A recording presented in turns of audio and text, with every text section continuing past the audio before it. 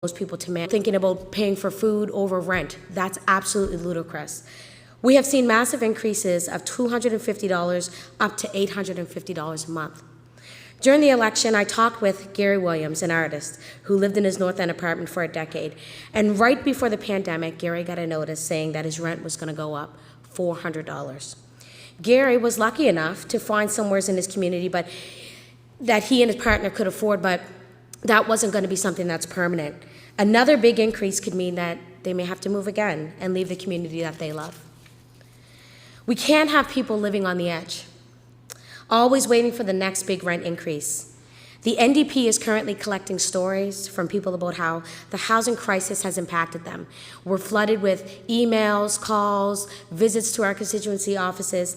People with their concerns can share their story to our website or find the link from the NSNDP Twitter and Facebook pages. But I want to share with you a few stories that have come across our desk. This story comes from someone in Clayton Park. Rent for my one-bedroom apartment is nearly 50% of my income. I cannot save to buy a home as prices are out of range, and if rent increases, I cannot afford to live in my hometown.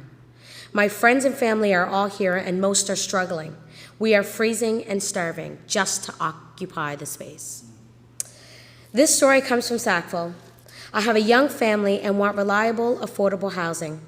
I don't want to spend my money paying someone else's mortgage and then some, but to own a home has become so expensive as well. We need affordable housing for all.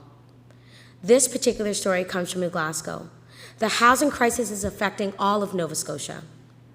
I'm afraid I'm going to have to lose the place I've got to rent evictions and have absolutely no place to go that I can afford without sacrificing my ability to purchase food or pay bills besides rent.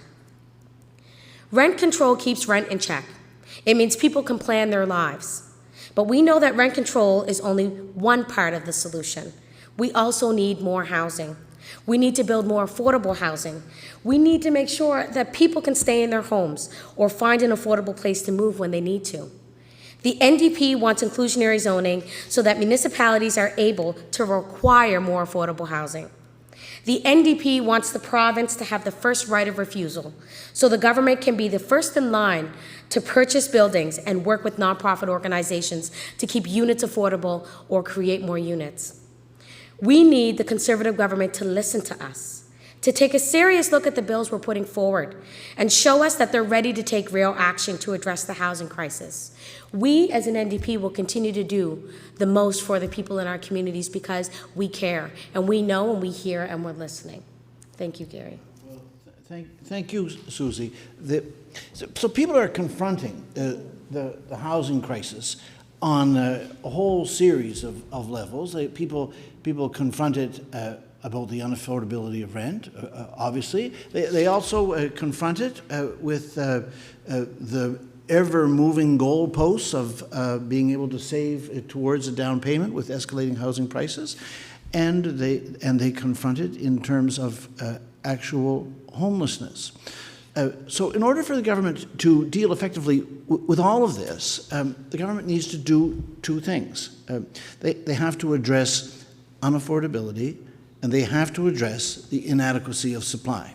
And we in the NDP in this session are going to take 3 steps to provide the government with opportunities to do this. The first is, later today in the House, I will be reintroducing the NDP's Rental Fairness and Affordability Act, which is the legislation that provides for permanent rent control in Nova Scotia.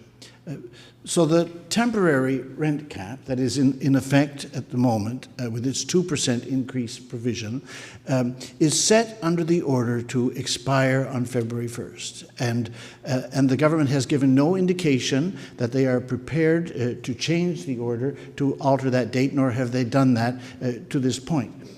But in the currently extremely restricted housing market, we simply cannot come in the dead of winter to February 1st in a situation where literally thousands of people are going to be forced out into the situation of the housing market by having received notices for rent increases that are going to be simply beyond their capacity to pay. And I think it's worth remembering that the previous government, despite their philosophical opposition to rent control, stated many, many times, under pressure in November 20 from tenants groups and community groups, and under pressure in the legislature, and under pressure from the urgency of the situation, nevertheless brought in the present temporary rent control situation. So the present Conservative government needs to do something similar, and our Rental Fairness and Affordability Act is designed to prevent them with an opportunity to do that. That's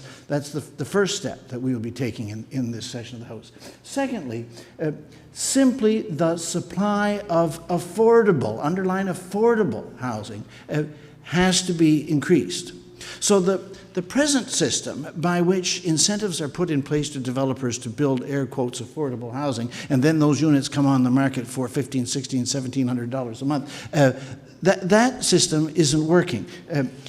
The government must itself invest in a range of non-market affordable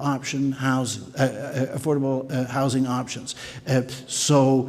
Non-profit housing, co-op housing, public housing, all of these have important roles. And in this session of the House, as Susie indicated, we in the NDP will be bringing forward a suite of legislative measures, providing for inclusionary zoning, providing for establishing the right of first refusal on potential affordable housing properties coming on the market for the government, establishing legislation that will set out housing as a human right. All of this suite of measures designed to address the need for the government to increase affordable housing supply. That's two. And three, today, in keeping with what the Minister of Housing, John Lohr, said late last week when he said that the current housing situation is as urgent a situation as has been addressed by housing since the Second War. In keeping with the accuracy of what John Lohr said about this late last week, we will be bringing in the House this afternoon a motion providing for an emergency debate on the housing crisis to be undertaken in the House today. So the people of Nova Scotia, in the midst of the present crisis, deserve to know where their representatives stand on this question, and they deserve and they need to know what their government is going to do to provide them with protection.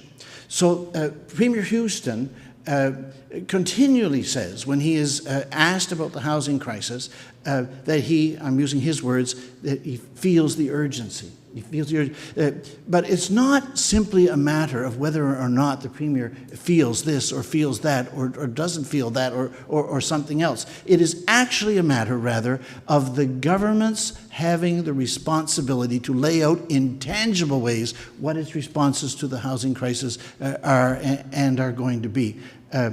So I very much hope that the Speaker will understand the gravity and the sharpness of the present situation and will rule favorably on the motion application the NDP will be making this afternoon for an emergency debate on the housing crisis in Nova Scotia today. So there are for sure, I'll just say by way of conclusion, there are paths available out of the housing crisis in our province. But they require, all of them, that the government comprehend the crisis, that the government bring a sense of adequate focus, energy, and priority and comprehension to their dealing with the crisis. And we in the NDP are committed to see that in this session of the House, the Conservative government does just that. So on any of these fronts, Susie and I would be glad to answer any questions.